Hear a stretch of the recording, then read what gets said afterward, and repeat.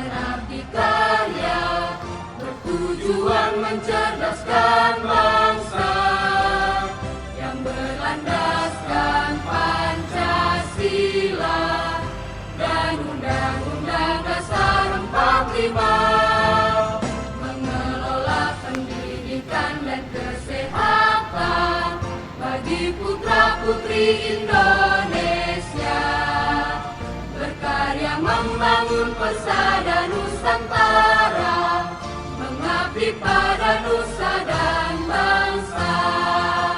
Yadika, Yadika, mengabdi berkarya, Nama budaya. Selamat pagi. Perkenalkan, nama saya Lian Chen. Saya mahasiswa PPG dalam jabatan 2025 di STAB Sriwijaya, Tangerang, Banten. Saya bertugas di SMK Yadika 1. Pada hari ini, tanggal 8 Mei 2025, saya melakukan uji kinerja mengajar tentang materi konsep alam semesta dalam agama Buddha di 11 AKL 1. Pelajaran, mari kita membacakan panitia nama Kalagata.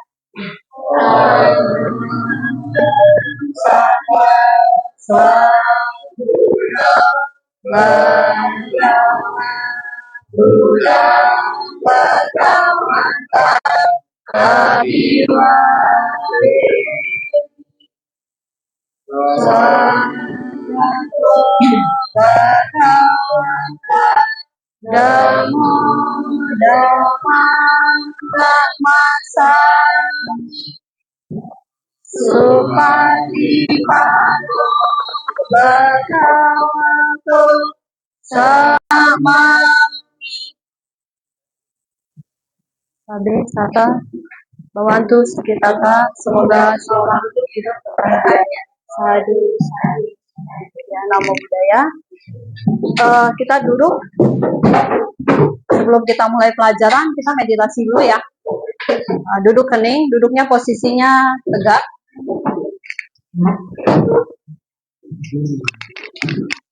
Matanya dipejamkan, duduk relax. Meditasi dimulai. Semoga aku berbahagia. Semoga aku berbahagia. Bebas dari penderitaan batin. Bebas dari penderitaan fisik. Semoga aku berbahagia. Napas masuk. Saya tahu saya bernapas masuk. Napas keluar. Saya tahu saya bernapas keluar.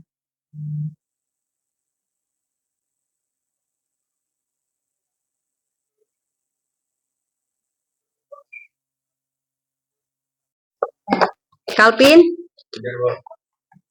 Karisa, Cynthia, Cindy,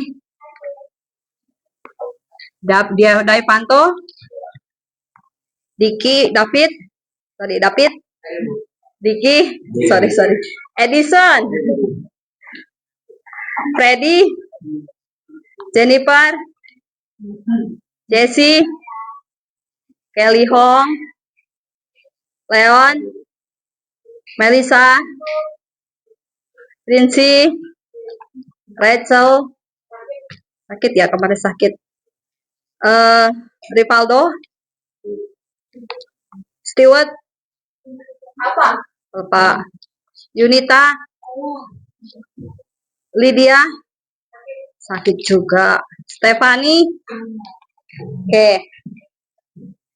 Sebelum kita mulai belajar, ya, saya akan membahas tentang kalau kamu lihat di situ apa sih yang kamu pikirkan tentang alam semesta ini? Apa sih terjadinya? Bagaimana sih terjadinya bumi, manusia? Menurut kamu, bahasa kamu, apakah manusia pertama itu siapa? Terus alam semestanya terjadi muncul karena apa?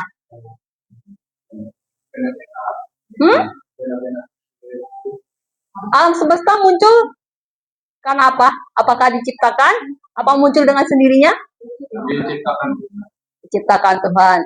Lalu kita kaitkan ya konsep yang kamu dapat dari ajaran Buddha. Apa sih yang membuat alam semesta itu kok bisa terbentuk, kemudian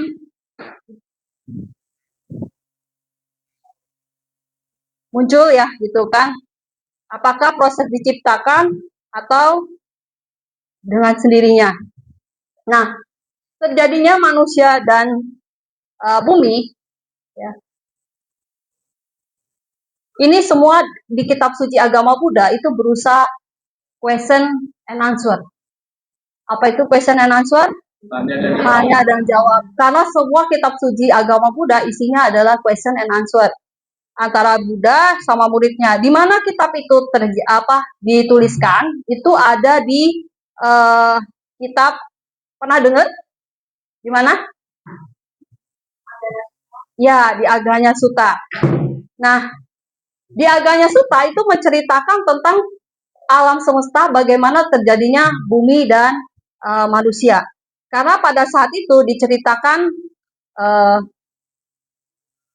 bumi semua isinya terdiri dari air, gelap gulita, tidak tampak matahari, tidak nampak bulan, tidak nampak bintang-bintang. Sampai di sini saya akan memutar video tentang alam semesta dalam konsep agama Buddha ya. Setelah gugusan bintang di alam semesta,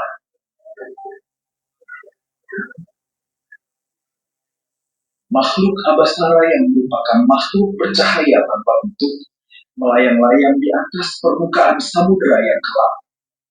Dunia masih terlihat gelap.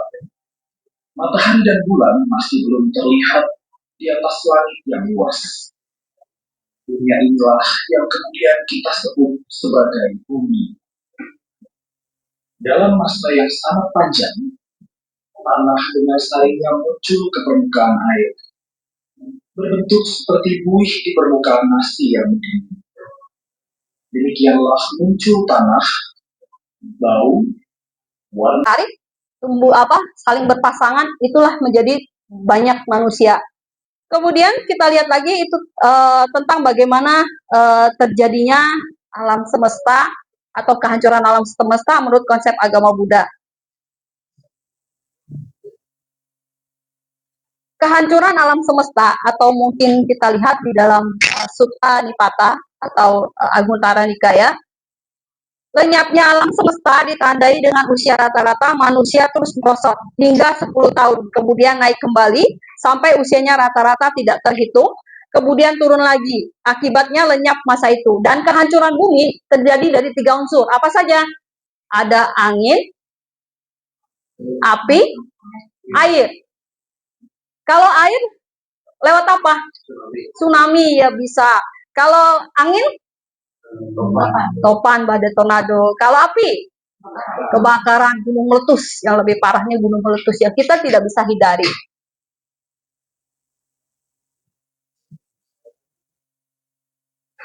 Lanjut, kondisi apa setelah kehancuran bumi? Di situ ada matahari satu, ya, matahari pertama itu muncul, itu sayuran, pohon-pohon semua kering, lenyap, ya. Kemudian muncul lagi kura-kura, hewan-hewan yang lain itu juga meninggal atau mati. Kalau kita sudah tidak ada hewan-hewan, ya, kita juga sulit bertahan hidup, kan? Lanjut lagi, muncul matahari kedua. Matahari kedua, sungainya kecil-kecil kering. Matahari ketiga, sungai yang besar juga surut. Matahari keempat, itu danau surut juga tambah kering. Kita matahari ke-1, kedua aja udah nggak bisa hidup ya, nggak bisa bertahan. Kok Buddha menjelaskan sampai matahari ke-7 malah. Matahari ke-7, bahkan itu muncul matahari ke-5 aja samudra yang luas ya, itu surut, kering. Kita nggak ngebayangin Sekarang aja kalau mau lihat laut aja lebih tinggi daripada daratan. Kita nggak tahu ya ke depan seperti apa. Lanjut. Kondisi apa menjelang kehancuran bumi? Itu ada matahari ke-6, gunung-gunung dari segala gunung meletus, gitu kan? Lebih serem lagi ya. Terjadinya bumi mengundang decap kagum atau dukungan. Albert Einstein mengatakan bahwa jika ada agama yang sejalan dengan kebutuhan ilmu pengetahuan modern, jawabannya adalah ajaran agama Buddha. Kenapa? Ajaran agama Buddha adalah ehipassiko, yaitu apa? Datang, lihat, dan buktikan. Bukan kamu percaya tapi dibuktikan, tapi kamu datang, lihat, buktikan. Sebelum kamu bisa membuktikan, jangan percaya dulu. Nah, terbukti bahwa ilmuwan menemukan planet-planet tata surya lebih luas, bahkan kita tidak mampu melampaui pikiran kita untuk bisa membuktikan itu. Nah, tapi sudah diteliti oleh orang ilmuwan, dia menemukan contohnya galaksi. Itu ditemukan 200 miliar. Bahkan Buddha bilang lebih dari miliaran galaksi ya. Kemudian ada lagi Globular cluster, itu juga 200 kali lebih tidak bercahaya. Tidak bisa kehancuran bumi masih jauh selama manusia masih bisa bersahabat dengan lingkungan. Makanya ketika kamu di sekolah, ya lingkungannya dijaga. Kalau nggak dijaga lingkungannya, di sekolah, di rumah, di lingkungan manapun, kalau tidak dijaga, itu akan membuat lingkungan kita tidak bersahabat, alam pun tidak bersahabat, jadi rusak. Yang kena adalah manusianya sendiri gitu loh. Oke, sampai di sini pembelajaran kita hari ini. Apa ada pertanyaan? Kalau nggak ada pertanyaan, kita diskusi ya. Kelompok, satu kelompok isinya 4. Ya, sekarang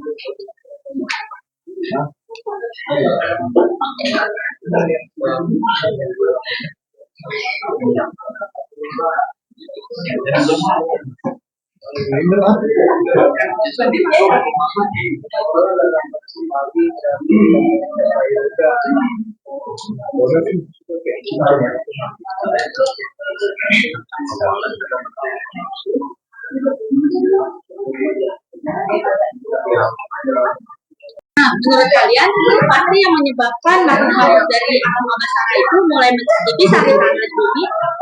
Menurut kalian gimana? Iya sih, mereka tuh serakah dan mulai merasakan kenikmatan duniawi gitu. Jadi hawa nafsu mereka tuh mulai muncul. Makanya lama-kelamaan cahaya di tubuh mereka tuh mulai hilang dan lenyap. Sehingga mereka itu semakin banyak mencicipi sari tanah hingga sari tanah itu hilang. Nah, kemudian pun tubuh mereka tuh mulai berbentuk, mulai ada terbatas dan cahaya di tubuh mereka sepenuhnya menghilang, mulai membentuk wujud sebagai manusia. Kita mulai ya, kelompok Melisa maju. Ya nanti habis ini kamu. Ayo Melisa. PPT-nya ini, kamu tinggal sudah saya langsung fokus. Kamu tinggal presentasiin aja. Terus maskernya boleh dibuka nggak Pak? Cukup berdua ya. Perwakilan dari kelompok 1 cukup berdua orang untuk mempresentasikan hasil diskusi kalian tadi barusan.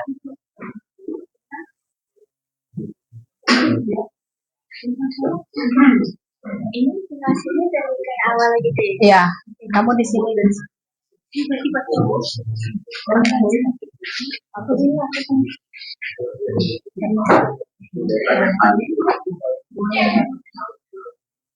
silakan.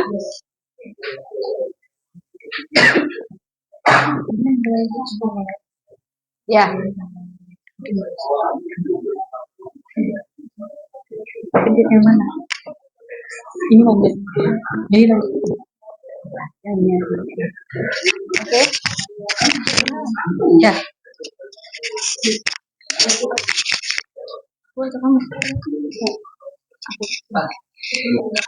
Selamat pagi semuanya.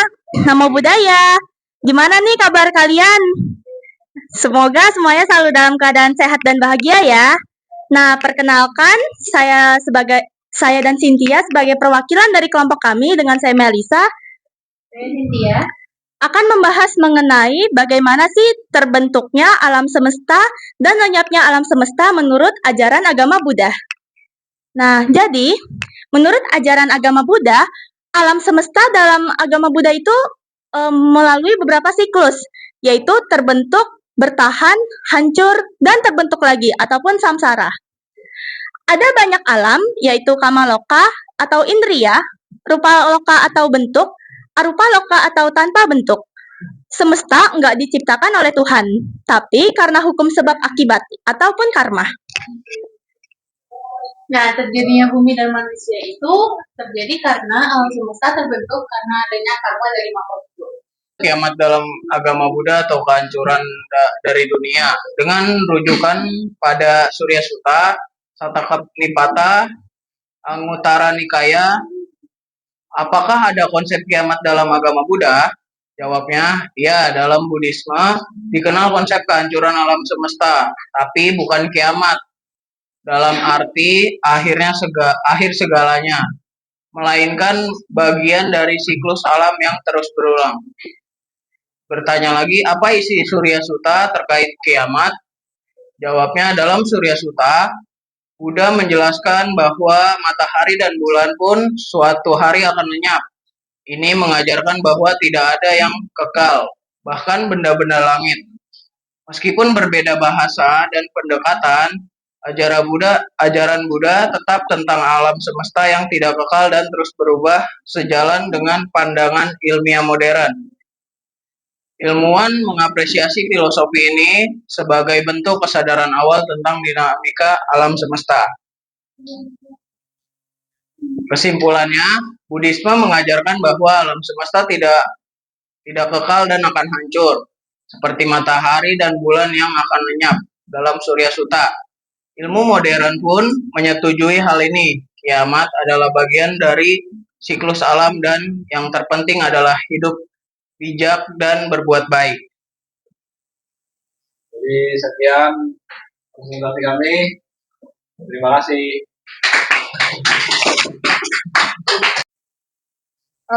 Setelah pembelajaran ini tadi, kita bisa tahu bahwa apa yang kamu dapatkan dari pembahasan konsep alam semesta, menyimpulkan bahwa nilai-nilai yang perlu kita ambil adalah dari itu kita tidak boleh serakah, congkak, karena congkak akan membahayakan diri sendiri gitu loh, sombong, dan ini dan kita tidak perlu memikirkan kehancuran bumi, kehancuran alam semesta terjadi karena di luar kemampuan pikiran manusia gitu loh.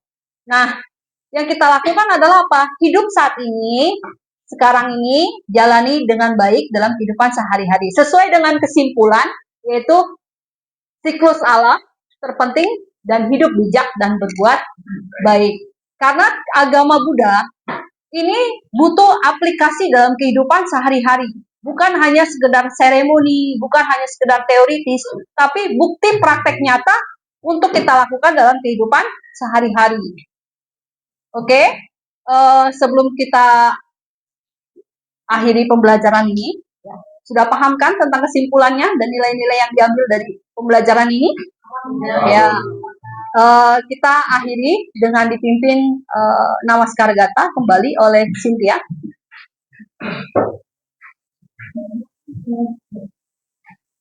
Ya, silakan. Nggak usah.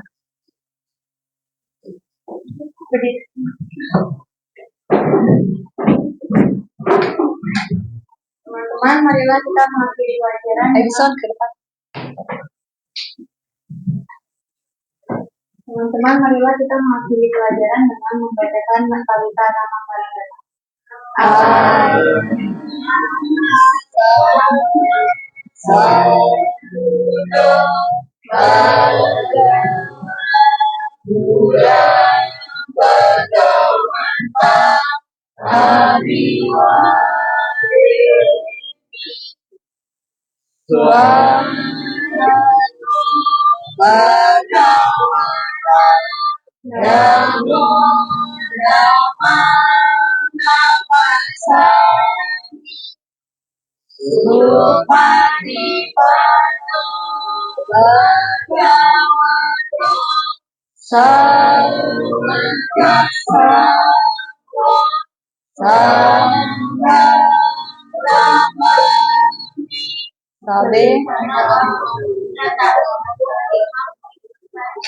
Sadu, satu, satu. Ya, jumpa lagi di pertemuan berikutnya.